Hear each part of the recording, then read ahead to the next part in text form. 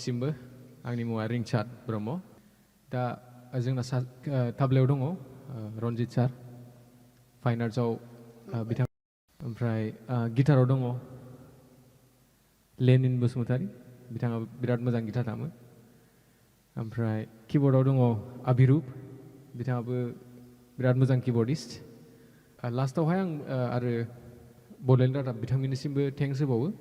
बिथां एमडि मैखोम बसुमतारीनिसिम फैनायनि थाखाय खुलुमबाय बे समाव जोंनि बड'लेण्ड रादाबनि गेजेराव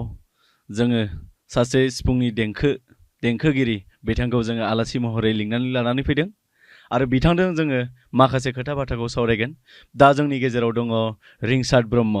नोंथांखौ जोंनि बड'लेण्ड रादाबनि गेजेराव जोङो नोंथांखौ बरायग्रोनानै लाबाय थेंक इउ गोजोननाय थाबाय नोंथांजों जोङो गोबां खोथा सावरायगोन जे नोंथाङा सासे सिफुं दामगिरि मिलौदो देंखोजों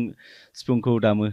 दा बेनि सायाव जोङो नोंथांजों जों खोथा सावरायगोन दा गिबियावनो आङो जोंनि जे बड'लेण्ड रादाब नायगिरि बिथांमोननि सिगाङाव नोंथांनि आं सिनायथिखौ लाग्रोनो थाखाय गुरै खावलायहरबाय खुलुमबाय बयबो नायगिरि बिथांमोननिसिम आं जोबोद जोबोद साबायखर बावहरो आरो बड'लेण्ड रादाब बिथांमोननिसिमबो आं जोबोद जोबोद साबायखर बावहरो आंनि मुङा जाबाय रिंसाद ब्रह्म आंना गामिया क'क्राझार डिस्ट्रिक्ट ओमफ्राय नर्थ सिंमारि होननाय गामियाव ओमफ्राय आङो सिफुंखौ गुरु लानानै सोलोंनाय जादों आरोखि ओमफ्राय दा लासैनो मास्टार डिग्रिबो खालामहैनाय जाबाय आं बेयावनो ओमफ्राय दा पारफर्मबो खालामो बा टिचिंबो खालामो स' बिदिनो आंनि सिफुंजों आङो टाइम स्पेन्ड खालामनाय जायो आरोखि दा बेखौ नोंथाङा दासान्दि माबेयाव कर्सखौ लागासिनो कर्सखौथ' आङो सिगां लाखांबायानो दाबो लागासिनो दं दाथ' कर्स नंला आं गुरुनि थ्रुयै दाबो सोलोङो आं कर्सखौ पुनेयाव खालामनाय जादों मास्टार डिग्रि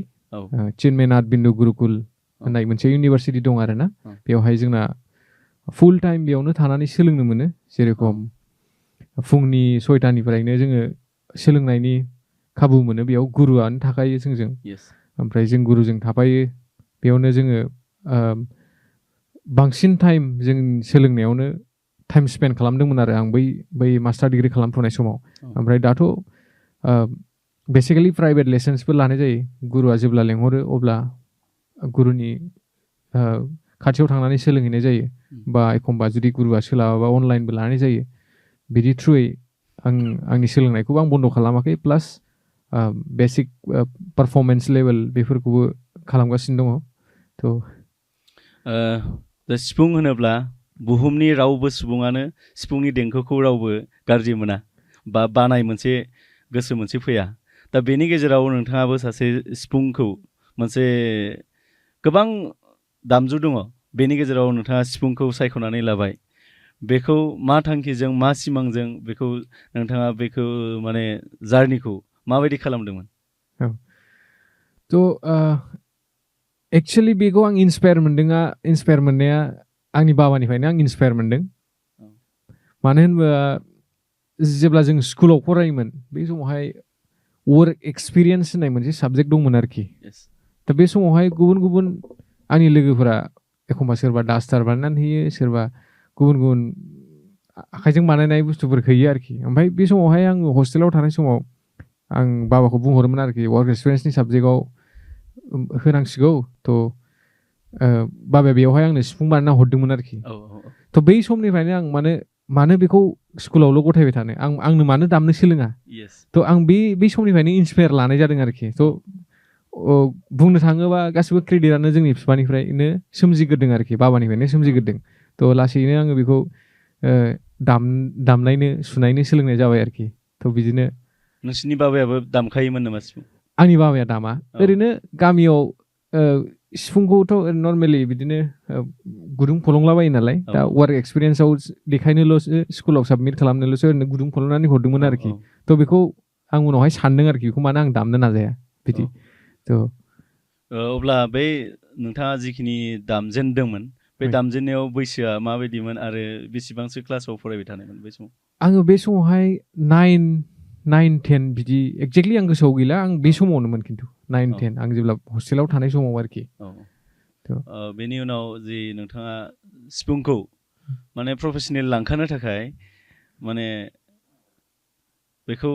सोलोंनो थारनांगोन होननानै आं सानबाय नोंथाङा औ जेरै सानबाय औ बेखौ मा समनिफ्राय नोंथाङा क्लासखौ लानायमोन आरो सोरनि थुलुंगायाव ना नोंथाङा गावनो गोसो जानानै ना न'खरनि औ बिदि बेखौ आं जेब्ला क्लास 10 एग्जाम जोब्बायमोन ना औ क्लास 10 एग्जाम जोबनानै आं न'आव फैफिनबायमोन आरोखि क'क्राझारावनो जेनेबा औ ओमफ्रायहाय हायार सेकेन्डारिखौ आङो साइन्स कलेजावनो फरायनाय जादों थ' बै समावहाय हायार सेकेन्डारि फरायनाय समावहाय आङो टिचारबो नागिरदोंमोन क'क्राझाराव सिफुं फोरोंग्रा टिचार आरोना बे समावहाय आं खाबु मोनाखै आरो रावबो फोरोंग्रा गैया आरो बै समाव आरो दावराव दावसिबो जादोंमोन ना औ बे समाव बै आरो समाव औ कारफिउ जाबाय थानानै उनावहाय आं सोलोंनायनि खाबुखौनो मोनाखिसै थ' बे बन्द' जाथायमोन आरोखि औ ओमफ्राय लासैनो उनावहाय आं जेब्ला डिग्री फरायनो थाङो गुवाहाटियाव जेब्ला थाहैयो थ' बेवहाय एथ' गिदिर महानगराव मानो टिचार थाया होननानै आङो नागिरनाय जादों आरो टिचार औ थ' 1 मान्थ 2 मान्थ 3 मान्थ बिदि बारलायलांदों टिचार नागिरनायाव आरोना ओमफ्राय लास्टआव आं गुरु मोनहैदों आरोखि कैलाश राभा सार होननाया बेनो आंनि प्रथम गुरु बे आंखौ हमजेननायनिफ्राय सुजेननायनिफ्रायनो फोरोंदों आरो बिथाङा थ' लासैनो आं बिदिनो आवगायलांदों आरो बे जार्नियाव दा नोंथांनि गोबां खोथाखौ जोङो आरोबाव सावरायबावगोन दा नैबे समाव जिहेथु नोंथाङा सिफुं सुयो बा नोंथांनि सिफुं सुनाया बेसेबां मिलौदो जायो जोङो जयै खोनासंलायगोन आरो जोंनि बड'लेण्ड रादाबनि नायगिरि बिथांमोननोबो जों खोनासंहोगोन दा गिबियावनो नोंथांनि गोसो बायदि जा गोसोआव फैयो बेखौनो आङो सिफुंखौ सुग्रोनो थाखाय गुरै खावलायहरबाय थ' आंनि मोनसे फेभरेट सं दङ जोंनि फार्स्ट एभार मुभि आलायारन मुभिनि आलायारन फिल्मनि बेनि गानखौनो दामनोसै थ' नायलांदो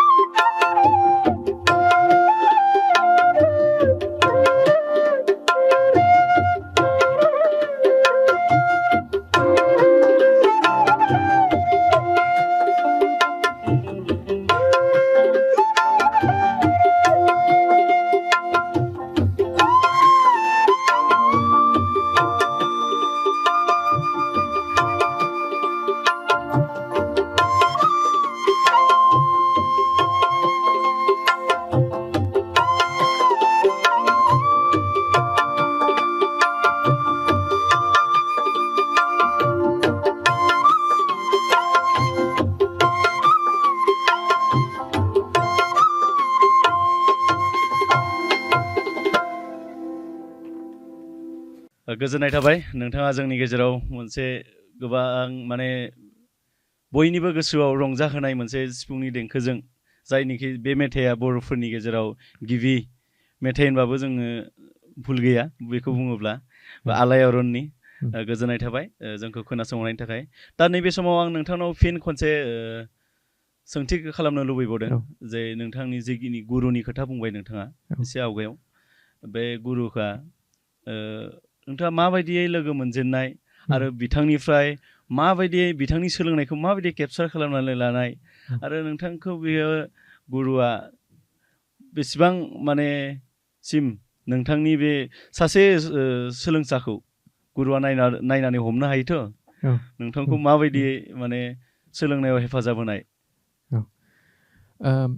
सिगां आंखौ जाय गुरु प्रथम हमजेननायनिफ्राय फोरोंनाय बे गुरुआनो जाबाय कैलाश राभा सार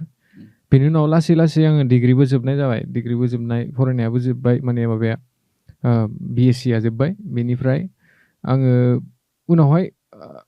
क्लासिकेलावहाय लासैनो गोसो जालांबाय आरोखि आंनि प्रथम गुरुआ आंखौ कमार्शियेल फोरोंदोंमोन जेरेखम गान दामनाय बा गानफ्राव मारोखम फिस स्मल फिलार्सफोर मारै होयो बिदिखौ फोरोंदोंमोन आरोखि ओमफ्राय उनावहाय आं लासैनो हारसिङैनो गोसो जालांबाय आं मानो क्लासिकेलखौ प्रफेसनेलि मानो सोलोङाखै बा आं मानो क्लासिकेलनि सायाव आगान होआखै बिदि आरोना लासैनो आङो जेनेबा गुरु नागिरफिनबावबाय आरोखि क्लासिकेल गुरु जाय क्लासिकेल फोरोंगोन बेखौ नागिरफिनबाय नागिरनानै उनावहाय दीपक शर्मा सार रिसेन्टलि जोंना साराथ' दा बर्थमान गैला थ' बेनि थाखाय बिराद जोंबो दुखु मोनो बिथांनिसिमबो आङो दसे सम क्लास लाहैनाय जादों नाथाय बारा क्लास मोननाय जायाखै आं बे सारनिसिम खारन आं बे समाव बिगिनार्ससोमोन सारा आरो एसे इन्टारमिडियेट एडभान्स स्टुडेन्टफोरखौसो फोरोङोमोन नालाय आं मोनसे मोननैल' क्लास लानाय जादों आरोखि थ' बेनियावबो दसे सम आं क्लास खालामहैनाय जादों 1 year 2 year बिदि खालामहैनाय जादों ओमफ्राय उनावहाय लासैनो मोनसे जायगायाव थांदों आं ओडिशायाव भुबनेश्वर ओडिशा बेयाव सबसे गिदिरसिन मोनसे बृन्दाबन गुरुकुल दं जोंनि हेड गुरु पण्डित हरिप्रसाद चौरसिया बिथांनि गुरुकुल बियो थ' बेयावहाय आङो सिगां बे दीपक शर्मा सारनि क्लासाव जेब्ला थांदोंमोन सासे सिनियर दंमोन आरो निबिर होननाय थ' बियो बै बृन्दाबन गुरुकुलाव थायोमोन आरोखि थ' आं बेखौ सानसेखालि ससियेल मिडिया प्लेटफर्मजों कन्टेक्ट खालामहरनाय जादों आरोखि थ' सोंबाय आं बेयाव बृन्दाबन गुरुकुलाव माबोरै थांनायनि सुबिदाफ्रा माबायदि थ' बिथाङा आंखौ होनबाय आरोखि नों जेबो सिन्था खालामनाङा 1 month एडभान्स आंनो खोन्थाहर बेनिफ्राय नों फैनानै थाफैनो हागोन बिदि होनहरदों आरोखि थ' बिदि होनखांनायनि आफ्टार 1 month आङो डिसाइड खालामदों आरो ना 2023 आवहाय थ' डिसाइड खालामनानै आं डाइरेक्ट थांनाय जादों आरोखि थ' थांनानैहाय बेयाव थांनानै एकदम गुरुकुल माहल आरो मोजां माहल एनभाइरनमेन्टआ मोजां खालि सोलोंनायनि माबाल' दं आरोखि बेहाय थ' लाकिलि आङो बेयाव जोंनि गुरु हेड गुरु पण्डित हरिप्रसाद चौरसिया बिथांखौबो लोगो मोनहैनाय जादों आरोखि थ' फार्स्ट एटेन्ड खालामहैनाय फार्स्ट मिट खालामहैनायावनो आं लोगो मोनहैदों आरो आंथ' बेखौ लाकि होननानै साननो ना बेखौ माबोरै एक्सप्रेस खालामनो आं बुजि मोनला आरोखि थ' बिदिनो आङो आंनि हेड गुरुखौ आं लोगो मोनदों थ' बेहाय 2023 मार्चमोन आरोना बे हलि टाइममोन आरोना बेवहाय 1 मास आं थाबाय नालाय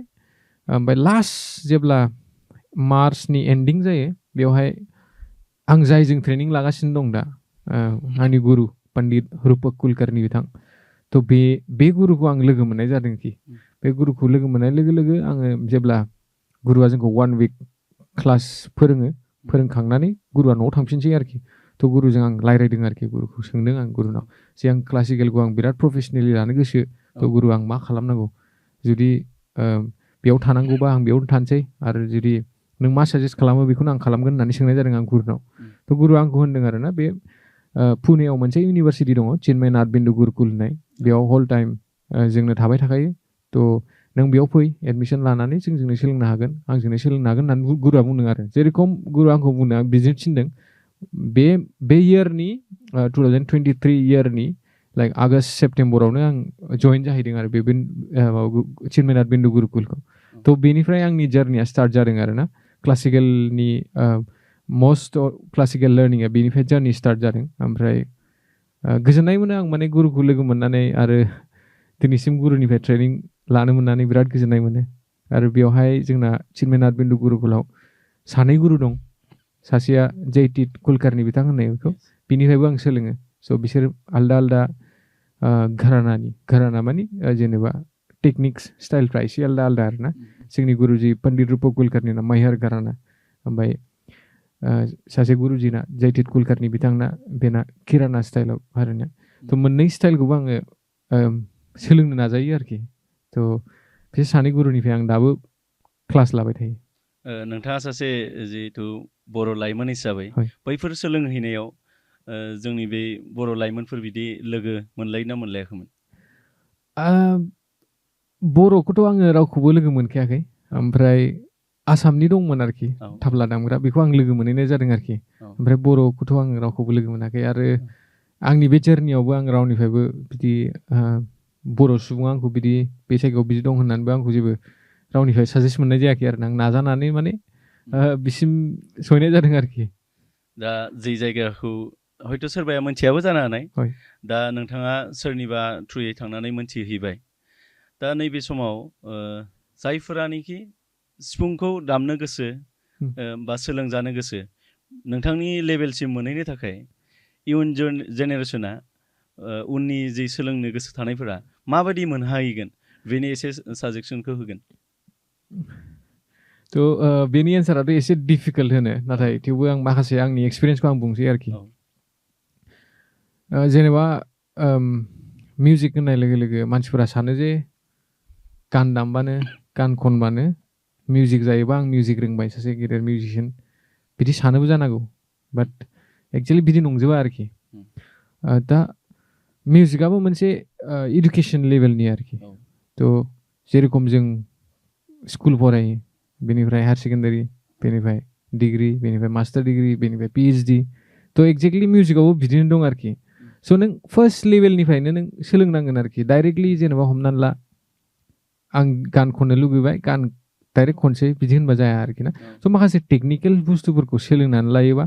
बै गान खननायफोरनाव इजि जाहैयो आरोखि बा नों अलरेडि मिउजिकखौ सोलोंखाबाय नालाय बेनि टेकनिकेल्सफोरखौ नों मिथियोबा उनावहाय इजि जाहैयो आरोखि जेरेखम दा नों मेट्रिक एग्जामखौ नों 1निफ्राय क्लास 10 लेखा फरायाबा नों लिरनोबो हागोन मेट्रिकखौ नाथाय नों बिराद डिफिकाल्ट जागोन ना नों फरायनानै थाङोबा नोंहा इजि जाहैनोसै थ' मिउजिकआवबो एक्चुवेलि बिदि आरोखि थ' नों बेखौ सोलोंनांगोन आरो मिउजिक होननाय लोगो लोगो धैर्यआ बिराद नांगौ आरो पेशेन्स खारन बेनि जार्निया बिराद गोलाव जार्नि थाब मोननो नागिरा बेखौ नाथाय जेसेबां पेशेन्स लाखिगोन एसेबां मोजां आरोखि एसेबां धैर्य लाखिनानै नों मिउजिकखौ सोलोङोबा गाहाम आरोखि नोंथांनि बेफोर जार्निया नोंथांनि थाखाय हार्ड ना इजिमोन बिराद डिफिकाल्टमोन आरोखि बे जार्नियावहाय क्योंकि प्रेक्टिस खालामनांगौ बारे बारे मोनसे बुस्थुखौनो प्रेक्टिस खालामनांगौआ बिराद इजि नङा आरोखि जेनेबा नों बारे बारे मोनसे बुस्थुखौनो रिपिट खालामबा बरिंबो मोनलायलाङो थ' बे बिराद चेलेन्जिं आरोखि ओमफ्राय गोदान लेसन होबाथाय बे गोदान लेसनखौ नों हालालाय बेबो मोनसे दुरबल जाहैनोसैलाय ओमफ्राय जेनेबा नों आरो नों बेखौ बारे बारे रिपिट खालामनोबो प्रब्लेम मोनो आरो गोदान लेसनखौबो नों नाजानायनि थाखाय बिराद खस्थ' मोनो थ' बेफोर बिराद चेलेन्जिं आरोखि नाथाय बेखौ जोङो बेनो धैर्यआनो गासिबो हमथानानै नोंखौ लांजोबगोन आरोखि जेरावखि जाया दा जियानो जा आरोबाव नोंथांनिफ्राय जोङो माखासे खोथाखौ जोङो मिथिनो लाबावगोन दा नैबे समाव जोङो आरोबाव खनसे नोंथांनिसिम जों खावलायगोन नोंथांनिफ्राय जि सिफुंनि देंखो बेखौ जों खनसे खोनासंबावगोन स' नैबे नेक्स्ट संखौ आङो दामगोन हिन्दी मेथाइ थ' जानो हागौ बयबो खोनाखांखाबाय बे गानखौ थ' खोनासंदो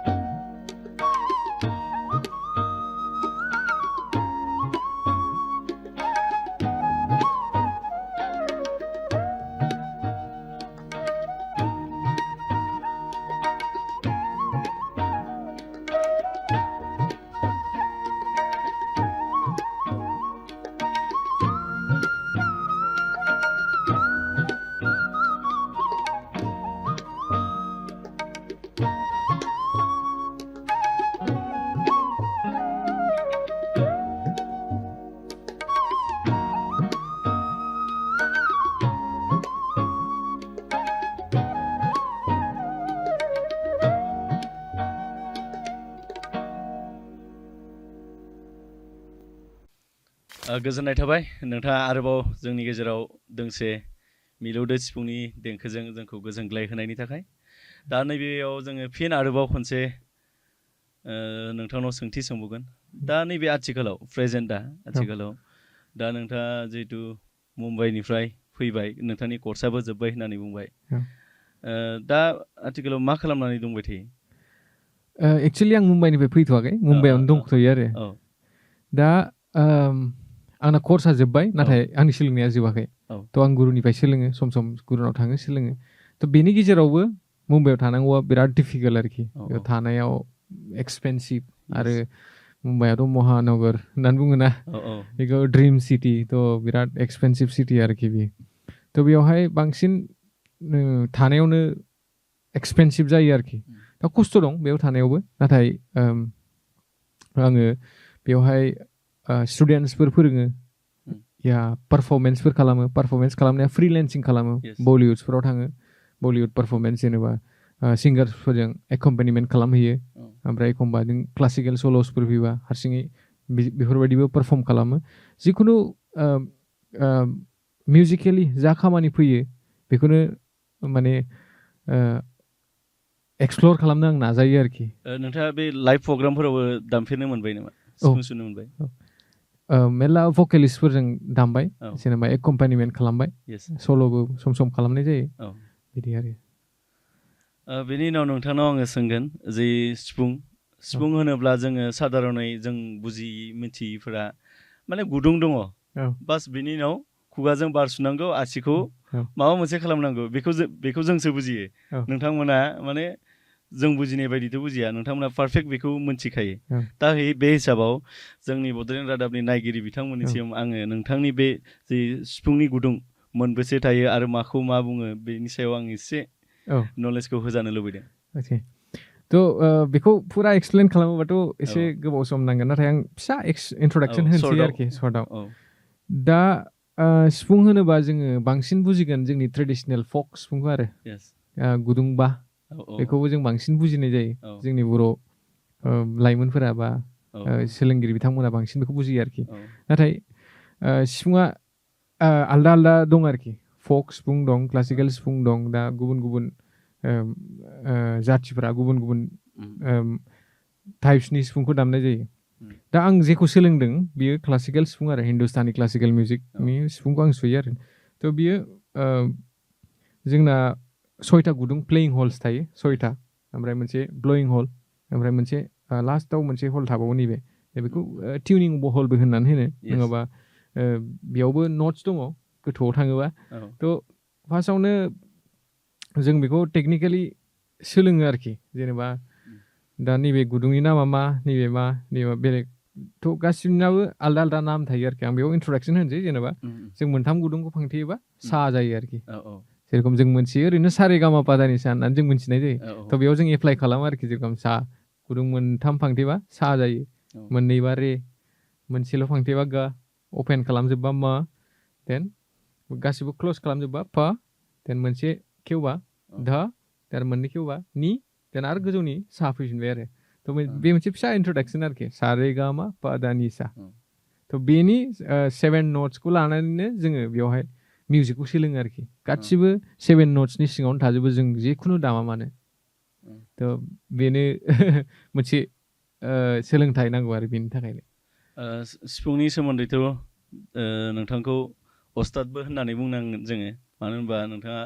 गोबां क्लास लानानै क्लासखौ फोजोबनायनिबो खोथा बुंबाय बेयावथ' रोंगौथिया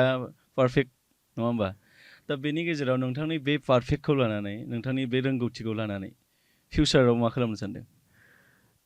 आं एक्सुवेलि पारफेक्टखौबो बुंजोबला नाथाय आङो उस्तादखौबो बुंजोबला कि आंबो सासे स्टुडेन्टसो आरो स्टुडेन्ट जानानैनो थागोन कि जोंना गुरु दं नालाय गुरुखौ मानियो नालाय जोङो थ' फिउचाराव आं बेखौनो सानदों आरोखि दा आंबो जोंनि जायगायाव थानानैनो जेनेबा आंनि जायगायाव थानानै आङो बेखौ लानानै दाबो खामानिखौ आवगायनो हायाखै बा गुबुन जायगायाव थानानै आंबो खामानि मावनांदों फिउचाराव आं बेखौनो लुगैयो जोंनि बर' लाइमोन सेंग्रा सिख्ला बा जोंनि एरियानि मानसिफोराबो बयबो मिउजिकआव गोसो होनांगौ बा बेखौ गोसो होयोबा नोंहा मेरला मुलाम्फा दं आरोना नों मिउजिकनि लेंगुवेजखौ बुजिगोन आरो जोंनि कालसाराबो देरगोन हारियाबो देरगोन थ' आंना मोनसे ड्रिम दं आरो उनावहाय फिउचाराव जेनेबा जोंनि जायगायावनो फैगोन फोरोंगोन जाय सोलोंनो गोसो बेफोरबायदिबो थांखि दं आरोखि दा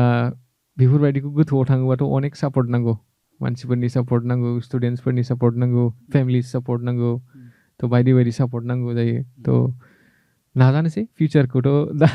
बुंजोबनो हाला फिउचाराव मा जायो जेरेखम नोंथाङा होनबाय नोंथांनि बे ओनसोलाव थानानैनो माने जेनेरेसनखौ बिदि मोनसे लाइनाव लांगोन होननानै दा नैबे समाव नोंथाङा सासे बर' लाइमोन हिसाबै बर'आदि मोनसे बर' हारिमु आफाद दङ बेफोरबायदिजों नोंथाङा कन्टेक्ट जालायना जालायाखै आङो फकआवबो डिग्रि खालामनाय जादों नालाय बै समावहाय आङो हारिमुआवबो ओंखारनाय जादोंमोन फकआव जोंनि क'क्राझारनि हारिमुजोंनो सम सम थांनाय जायोमोन बेहायबो ओमफ्राय एखमबा एखमबा फकआव पारफर्म खालामनाय जायोमोन सम सम बेखिनि खालामबोदों आरो क'क्राझाराव थानाय समाव थांनाय बावै गुवाहाटि खुरुखुजायाव मोनसे बागुरुम्बा दोहौ जानानै थांबाय बेवहाय नोंथाङा बाहागो लानो लायाखैमोन आं बेयाव बाहागो लानाय जायासै खारन आं एसे हेल्थनि इसुस जानानै दंमोन आरोखि थ' आं खाबु मोननाय जायासै नैबे समाव आं नोंथांनाव मोनसे मोजां कुइसन खालामनो नागिरदों बेखौ आं नोंथांनिफ्राय मोजाङै फिननायखौ मोनगोन आं बेखौ आसा खालामोन जे मिउजिक सिफुंल' नङा जायखिजाया मिउजिक आरोखि बेखौ सासे मानसिया मानो थाखाय सोलोंनो नांगौ होननानै नोंथाङा सानो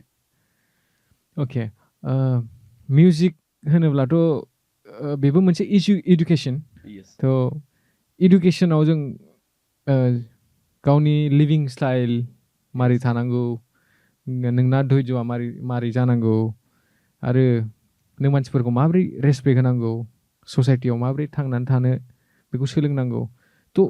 बेफोर गासिबो इनक्लुडेड जाजोबो आरो नों मिउजिक सोलोंनाय लोगो लोगो सासे गुरुबो नोंना थागोन नों गुरुखौ माबोरै मानिगोन बा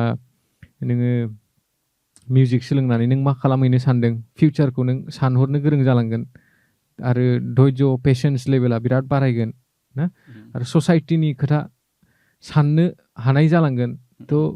बेफोरबायदि माखासे बेनिफिट्स दं आरोखि मिउजिक सोलोङोबा थ' मानसिनो मोनसे रंजानायबो होयो रागा गैयै हिंसा गैयै बिदि मोनसे आरो देंखो होननाय जिनिसा दा समाव नैबे समाव नोंथांनिफ्राय जोङो गोबां खोथा मिथिबाय आरो फिन आरो जों मोनथिबावगोन दा फिन आरो खनसेबाव नोंथांनि जि सिफुंनि देंखो बेखौ फिन खनसेबाव जों खोनासंगोन नोंथांनि गोसो बायदियै मोनसे आरोबाव जोंखौ मिलौदो मोनसे देंखोजों खोनासंगोन बेखौ जों मिजिंथिबाय दानिया एसे मदार्न सं आरो बेखौ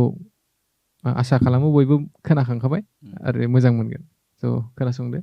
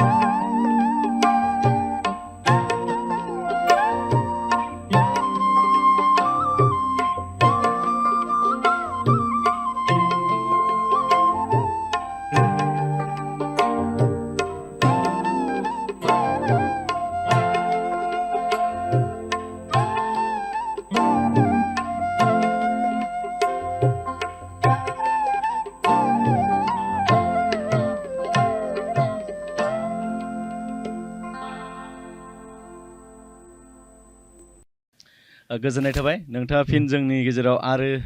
दोंसे सिफुंनि देंखोजों जोंखौ मिलौदो देंखोजों जोंखौ गोजोन होनायनि थाखाय दा नैबे समाव फिन आरो नोंथांखौ आं मोनसे सोंथि खालामनो लुबैबावबाय जिहेतु नोंथाङा सिफुं दामबाय नोंथांनि जार्निया बिराद गोलाव दा बे समाव जोङो सोलोंथाइ होननानै बुङोब्ला सरकार गभर्नमेन्टनि खोथाखौ बुंबाय आङो बेवहाय गोबां माने लेखा सोलोंनाय मोनसे इडुकेसन बेबो सोलोंथाइ दामनाय देनाय बेबो सोलोंथाइ बा गेलेनाय बेबो मोनसे सोलोंथाइ बे हिसाबाव नोंथाङा मिउजिकखौ लाबाय आखायाव बे लानाय समाव नोंथांखौ बा नोंथाङा गभर्नमेन्टनिफ्राय माबायदि हेल्प मोनबोदों आरो मोनदोंना मोनाखै बेखौ आं सोंनो लुबैदों नोंथांनाव एक्जेक्टलि आं मोनाखैबो होननो हाया एक्जेक्टलि आं मोनदोंबो होननो हाया आरोखि दा गभर्नमेन्ट होननाय लोगो लोगो बिराद गिदिर खोथा जायोना बियो थ' आंनि जार्नियावहाय आं रावनिफ्रायबो एक्सपेक्टेसन लाखिखायाखै आरोखि जे सोरबा आंखौ हेल्प खालामगोन बा फाइनान्सियेलि सोरबा आंखौ स्टेबल खालामनानै होगोन बिदि आं रावबो जेबो एक्सपेक्टेसन खालामाखै आरो थ' बै समावहाय आङो आंनि फेमिलिनिफ्रायनो आं सापर्ट मोनदों माने फाइनान्सियेलि फेमिलिनिफ्रायनो आं सापर्ट मोनदों थ' दा खिन्थु आंसो मोनबाय फेमिलिनिफ्राय फाइनान्सियेलि सापर्ट दा मेल्ला आं एक्सपिरियेन्स जाबाय आरोखि जे अनेक स्टुडेन्ट फैयो जाय सोलोंनो गोसो नाथाय फाइनान्सियेलि बिसोर स्ट्रं नङा थ' बिसोरखौ माबोरै फोरोंगोन बा बिसोर माबोरै सोलोंनो हागोन थ' बेफोरखौ जोंनि गभर्नमेन्टआबो एसे सानहरनाया मोजां आरोखि खारन मिउजिकआबो मोनसे इडुकेसन जुदि जोंनि गभर्नमेन्टआ बा जिखुनु गभर्नमेन्टआबो जुदि नोङो डाइरेक्टलि UPSCफोर APSCफोरनि कचिंफोर जुदि बिसोरनि जगार खालामनानै होनो हायोबा अभियासलि मिउजिकनि थाखाय वर्कशप्सफोर लाबोनायनि ना ओमफ्राय गोजाननिफ्राय गुरुफोरखौ लाबोनानै बेयाव श'केस खालामनाय थ' बेफोरबायदि जुदि जों राहा लामा मोनोब्ला आं सानो आरोखि दे जोंनि बड'लेण्डआव थानाय बा आसामाव थानाय बर' लाइमोनफोराबो सोलोंनो खाबु मोनगोन आरो गावसोरनि सोलोंनो लुगैनायखौ सोलोंनो मोनोब्ला गावसोरबो खुसि मोनगोन आरो डेभेलपबो जालांगोन आरो जोंनि मिउजिकआबो दावखोगोन बिदि आं सानो आरो नैबे समाव नोंथाङा सासे BTCनि थागिबि मानसि हिसाबै आरो जोंहा BTCआव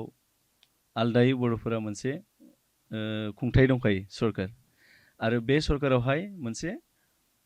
हारिमु बिफान बा कालचार डिपार्टमेन्ट मोनसे दंखायो बेफोर नोंथांनि जे साननाय बे साननायखौ बिथांमोननो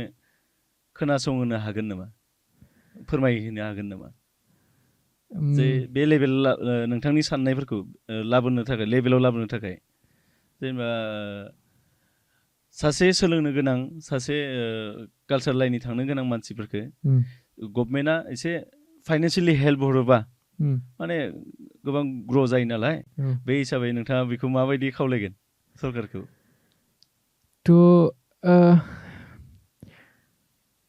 फाइनान्सियेलियानो सबसे इम्पर्टेन्ट आरोना इडुकेसनाव बेखायनोथ' बुंबाय आं फाइनान्सियेलि जिखुनु इडुकेसन लाया मानो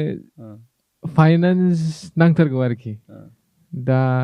फ्रि इडुकेसनाथ' दं माखासे खना खनला जायगाफ्राव दङ नाथाय बेनि बागैथ' आं बुंथ'ला जेनेबा बांसिन इडुकेसना फाइनान्सजोंसो जायो नालाय थ'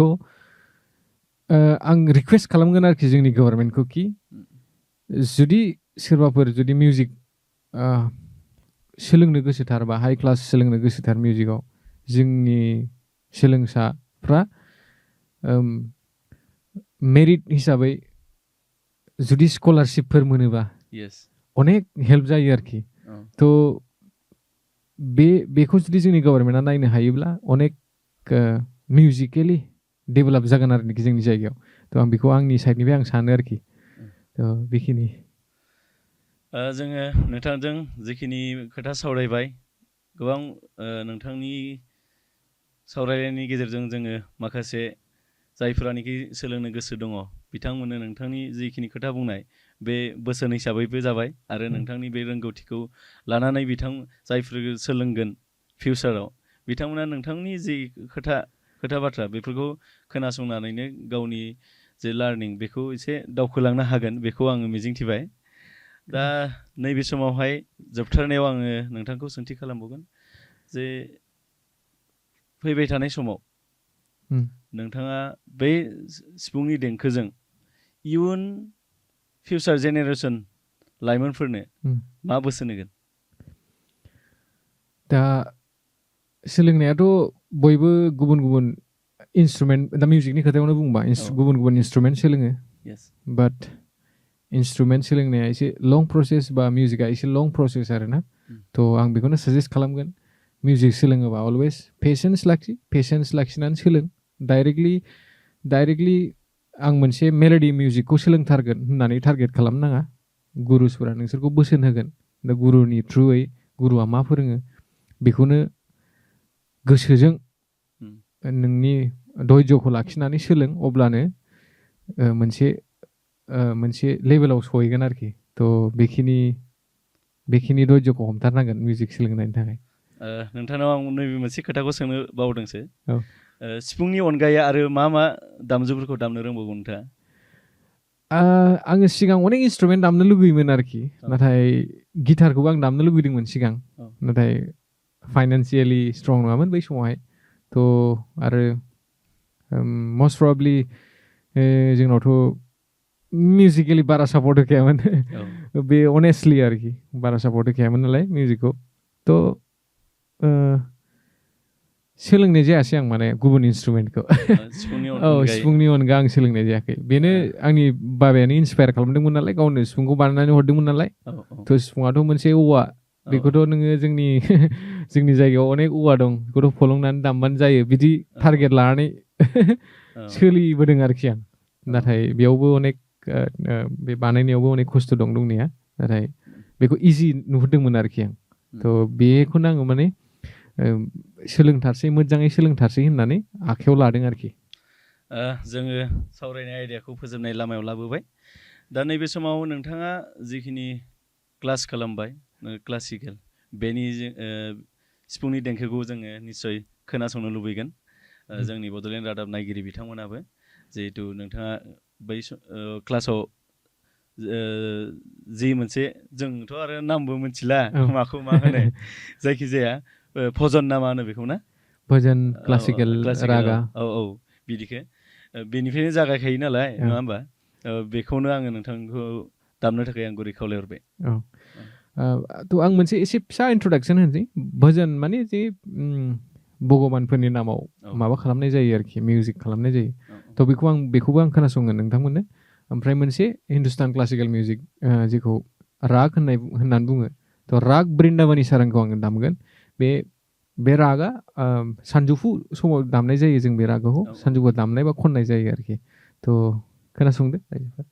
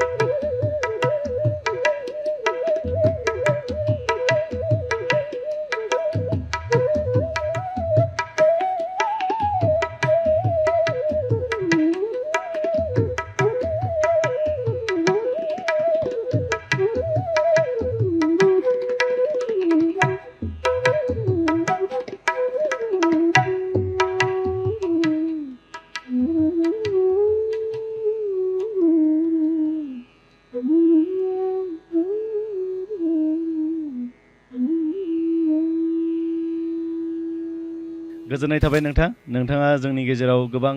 खोथा बाथ्रा सावरायनायनि गेजेरजों आरोबाव जोंखौ नोंथांनि आखाइनि बा सिफुं सुनायनि देंखोजों जोंखौ गोजोनग्लाय होनायनि थाखाय आरो फिन खनसेबाव नोंथांखौ जोङो जोंनि बड'लेण्ड रादाब न'खरनिफ्राय साबायखर बावबाय आरो लोगोसेनो दिनैनि बे सावरायनाय आयदाखौ एसेयावनो फोजोबबाय। गोजोन्थों। गोजोन्थों।